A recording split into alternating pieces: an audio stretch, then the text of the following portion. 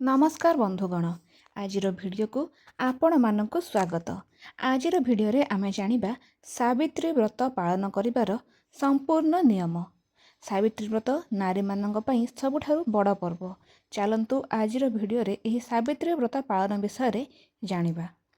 सावित्री व्रत पालन भारतीय सनातन संस्कृति रे एक अत्यंत पवित्र और श्रद्धाभरा पारंपरिक आचार, जहा नारी पतिव्रता धर्म निष्ठा और आत्मिक शक्ति को प्रकाश करे।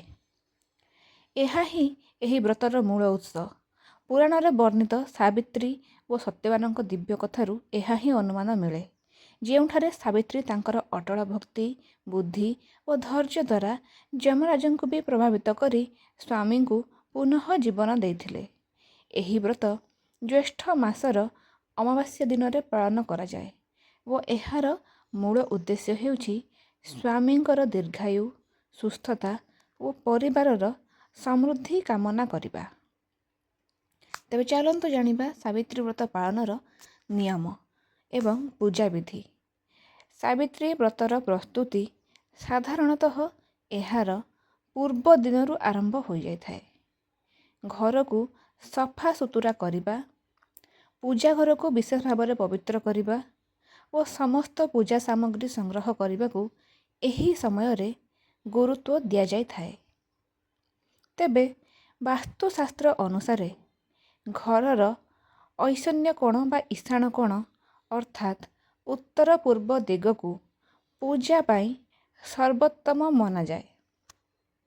ଏହି ଦିଗରେ ପୂଜା କଲେ ଧନାତ୍ମକ ଶକ୍ତିର ପ୍ରବାହ ବଢ଼େ ଓ ମନ ଶାନ୍ତ ରହେ। ତେଣୁ ପୂଜା ପାଇଁ ସର୍ବଦା ଘରର ଉତ୍ତର ପୂର୍ବ ଦିଗକୁ ବାଛନ୍ତୁ। ଏହି ଦିଗରେ ହିଁ ଆପଣ ସାବିତ୍ରୀ ବ୍ରତର ପୂଜା କରନ୍ତୁ। ବ୍ରତ ଦିନ ସକାଳୁ ଶୀଘ୍ର ଉଠି ସ୍ନାନ କରି ଶୁଚିତାରେ ଥିବା ଅତ୍ୟନ୍ତ ଆବଶ୍ୟକ। ଶୁଚିତା ଅର୍ଥାତ୍ ସ୍ୱଚ୍ଛ ରହିବା ଅତ୍ୟନ୍ତ ଆବଶ୍ୟକ। ବେଦ ଅନୁସାରେ ଶରୀର ଓ ମନର ପବିତ୍ରତା ବିନା କୌଣସି ଧାର୍ମିକ କାର୍ଯ୍ୟର ଫଳ ସଫଳ ହୁଏ ନାହିଁ। ସ୍ନାନ ପରେ ନୂତନ ବସ୍ତ୍ର କିମ୍ବା ସଫା ବସ୍ତ୍ର ପିନ୍ଧିବା ଉଚିତ। ସାଧାରଣତଃ ଲାଲ ପୀତ ବା ସବୁଜ ବର୍ଣ୍ଣର ପୋଷାକ ଶୁଭ ମନାଯାଏ। ତେଣୁ ସାବିତ୍ରୀ ବ୍ରତ ଦିନ ଆପଣ ଚେଷ୍ଟା କରନ୍ତୁ ଲାଲ ପୀତ ବା ସବୁଜ ବର୍ଣ୍ଣର ପୋଷାକ ପିନ୍ଧିବା ପାଇଁ। କଳା ଧଳା କିମ୍ବା ବାଦାମୀ ରଙ୍ଗର ଶାଢ଼ୀ କିମ୍ବା ପୋଷାକ ବାପଘରୁ ଆଣିବା ଅନୁଚିତ। ଆପଣ ଯଦି ବାପଘରୁ ପୋଷାକ ଆଣୁଛନ୍ତି ତେବେ କଳା ଧଳା କିମ୍ବା ବାଦାମୀ ଏହିସବୁ ରଙ୍ଗ ଆଣନ୍ତୁ ନାହିଁ। ସାବିତ୍ରୀ ବ୍ରତରେ ସାଧାରଣତଃ ବାପଘରୁ କିଛି ନ ଆଣିବା ହିଁ ଭଲ। ସ୍ୱାମୀଙ୍କ ଘରୁ ଆସିଥିବା ଶାଢ଼ୀ ହିଁ ପିନ୍ଧିବା ଉଚିତ। ଆମେ ସମସ୍ତେ ବାପଘରୁ ଆଣିଥିବା ଶାଢ଼ୀକୁ ପିନ୍ଧି ପୂଜା କରୁ, କିନ୍ତୁ ବାପଘରୁ ଆସିଥିବା କୌଣସି ଜିନିଷ ସାବିତ୍ରୀ ବ୍ରତରେ ଲାଗିବା ଉଚିତ ନୁହେଁ। ତେଣୁ ପୋଷାକ ମଧ୍ୟ ଆପଣ ସ୍ୱାମୀଙ୍କ ପଇସାରେ ହିଁ କିଣି ଆପଣ ତାକୁ ପୂଜାରେ ଲଗାନ୍ତୁ ଏବଂ ଚେଷ୍ଟା କରନ୍ତୁ ଲାଲ ପୀତ ସବୁଜ ବର୍ଣ୍ଣର ଶାଢ଼ୀ କିଣିବା ପାଇଁ। ସାବିତ୍ରୀ ବ୍ରତରେ ଲାଲ ହଳଦିଆ କିମ୍ବା ଶୁଭ୍ର ରଙ୍ଗର ପୋଷାକ ମଧ୍ୟ ପିନ୍ଧିପାରିବେ, ଏହା ଖୁବ୍ ଶୁଭ ଅଟେ। ଏହା ସହିତ ସିନ୍ଦୁର ଶଙ୍ଖା ପଳା ଓ ଅଳଙ୍କାର ପିନ୍ଧିବା ସୌଭାଗ୍ୟର ପ୍ରତୀକ ଭାବେ ଗ୍ରହଣ କରାଯାଏ। ଏହି ବ୍ରତର ମୂଳ ଅଂଶ ହେଉଛି ଉପବାସ। ଅନେକ ସ୍ତ୍ରୀ ନିର୍ଜଳ ଉପବାସ ରହନ୍ତି, ଯାହାକୁ ବହୁତ ପବିତ୍ର ମନାଯାଏ। କିନ୍ତୁ ଏହା କେବଳ ଶରୀରର ଉପବାସ ନୁହେଁ, ବରଂ ମନର ମଧ୍ୟ ଉପବାସ ଅଟେ। ଅର୍ଥାତ୍ ଏହି ସମୟରେ କ୍ରୋଧ ଈର୍ଷା ଅସତ୍ୟ ଓ ନିନ୍ଦାରୁ ଦୂରେଇ ରହିବା ଆବଶ୍ୟକ। କେବଳ ଶରୀରକୁ ଆପଣ ଉପାସ ରଖନ୍ତୁ ନାହିଁ, ମନକୁ ମଧ୍ୟ ଉପାସ ରଖନ୍ତୁ। ଅର୍ଥାତ୍ କ୍ରୋଧ ଈର୍ଷା ଅସତ୍ୟ ନିନ୍ଦାରୁ ଦୂରେଇ ରୁହନ୍ତୁ। ବେଦ ଓ ଉପନିଷଦରେ ଏହାକୁ ଆତ୍ମିକ ଶୁଦ୍ଧିର ମୂଳ ଉପାୟ ବୋଲି କୁହାଯାଇଛି। ପୂଜା ପ୍ରକ୍ରିୟାରେ ବଟ ବୃକ୍ଷର ପୂଜା ବିଶେଷ ଗୁରୁତ୍ୱ ରଖେ। ପୁରାଣରେ ବଟ ବୃକ୍ଷକୁ ବ୍ରହ୍ମା ବିଷ୍ଣୁ ଓ ମହେଶ୍ୱରଙ୍କ ନିବାସ ଭାବରେ ମନାଯାଏ। ସ୍ତ୍ରୀମାନେ ବଟ ବୃକ୍ଷକୁ ପୂଜା କରି ତାହାକୁ ସୂତା ବାନ୍ଧି ପ୍ରଦକ୍ଷିଣ କରନ୍ତି ଓ ନିଜ ସ୍ୱାମୀଙ୍କ ଦୀର୍ଘାୟୁ ପାଇଁ ପ୍ରାର୍ଥନା କରନ୍ତି। ଏହି ସମୟରେ ସାବିତ୍ରୀ ବ୍ରତ କଥା ଶୁଣିବା ଓ ପାଠ କରିବା ଅତ୍ୟନ୍ତ ଆବଶ୍ୟକ। କଥା ଶୁଣିବା ମାଧ୍ୟମରେ ଭକ୍ତି ଓ ନିଷ୍ଠାର ଭାବ ଦୃଢ଼ ହୁଏ।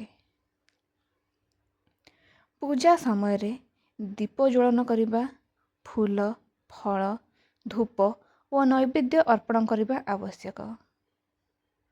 ବାସ୍ତୁଶାସ୍ତ୍ର ଅନୁସାରେ ଦୀପ ଜ୍ୱଳନ ଅନ୍ଧକାରକୁ ଦୂର କରି ଜ୍ଞାନ ଓ ସକାରାତ୍ମକ ଶକ୍ତିକୁ ବଢ଼ାଇଥାଏ। ତେଣୁ ପୂଜା ସମୟରେ ଦୀପ ଜାଳିବା ଅତ୍ୟନ୍ତ ଆବଶ୍ୟକ।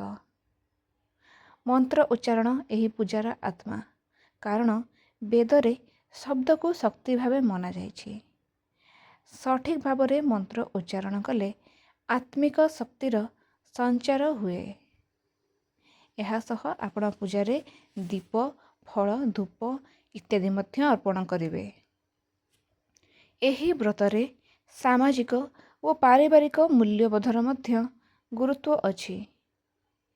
ବୃଦ୍ଧମାନଙ୍କୁ ସମ୍ମାନ ଦେବା, ଦାନ କରିବା ଓ ଗରିବମାନଙ୍କୁ ସାହାଯ୍ୟ କରିବାକୁ ଏହି ଦିନରେ ଶୁଭ ମନାଯାଏ। ପୁରାଣ ଅନୁସାରେ ଦାନ ଓ ସେବା ଧର୍ମର ମୂଳ ଅଂଶ ଅଟେ, ଯାହା ଜୀବନରେ ସୁଖ ଓ ସମୃଦ୍ଧି ଆଣେ।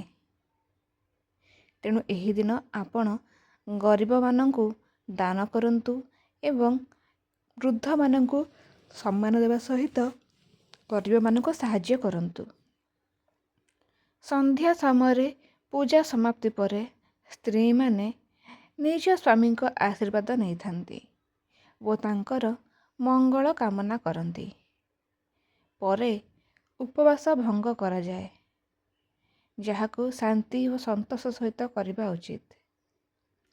ଏହି ସମୟରେ ସାଧାରଣତଃ ସାତ୍ୱିକ ଖାଦ୍ୟ ଗ୍ରହଣ କରାଯାଏ। ସାବିତ୍ରୀ ବ୍ରତ କେବଳ ଏକ ଆଚାର ନୁହେଁ, ବରଂ ଏହା ଜୀବନକୁ ଜୀବନ୍ତ କରିବାର ଏକ ପଥ। ଏହା ନାରୀଙ୍କୁ ଧୈର୍ଯ୍ୟ, ସମର୍ପଣ, ନିଷ୍ଠା ଓ ଆତ୍ମିକ ଶକ୍ତିର ପାଠ ପଢ଼ାଏ। ବେଦ, ପୁରାଣ ଓ ବାସ୍ତୁଶାସ୍ତ୍ର ଏହି ବ୍ରତକୁ ସଠିକ୍ ଭାବରେ ପାଳନ କରିବାରେ ଆମକୁ ମାର୍ଗଦର୍ଶନ କରେ। ଯଦି ଏହି ସମସ୍ତ ନିୟମକୁ ଶ୍ରଦ୍ଧା ଓ ଭକ୍ତି ସହିତ ପାଳନ କରାଯାଏ, ତେବେ ଏହାର ଫଳ ଜୀବନରେ ସୁଖ, ଶାନ୍ତି ଓ ସମୃଦ୍ଧି ଆଣିଥାଏ ଓ ପରିବାରକୁ ଆନନ୍ଦମୟ କରିଥାଏ। ବନ୍ଧୁଗଣ, ଯଦି ଆପଣମାନଙ୍କୁ ଆମର ଭିଡ଼ିଓଟି ଭଲ ଲାଗିଛି, ତେବେ ଆମ ଚ୍ୟାନେଲକୁ ନିହାତି ଭାବରେ ସବସ୍କ୍ରାଇବ୍ କରିବେ। ଭିଡ଼ିଓଟିକୁ ନିଜର ବନ୍ଧୁବାନ୍ଧବ, ସାଙ୍ଗସାଥିମାନଙ୍କ ସହିତ ସେୟାର କରିବେ ଏବଂ ଆମ ଚ୍ୟାନେଲ ସହିତ ଯୋଡ଼ି ହୋଇ ରହିବେ। ମା ଲକ୍ଷ୍ମୀ ଆପଣଙ୍କର ମଙ୍ଗଳ କରନ୍ତୁ। ମା ଲକ୍ଷ୍ମୀଙ୍କ କୃପାରୁ ସମସ୍ତଙ୍କ ଜୀବନରେ ସୁଖ, ଶାନ୍ତି ଭରିଯାଉ। ସମସ୍ତେ ଖୁସିରେ ରୁହନ୍ତୁ। ଜୟ ମା ଲକ୍ଷ୍ମୀ।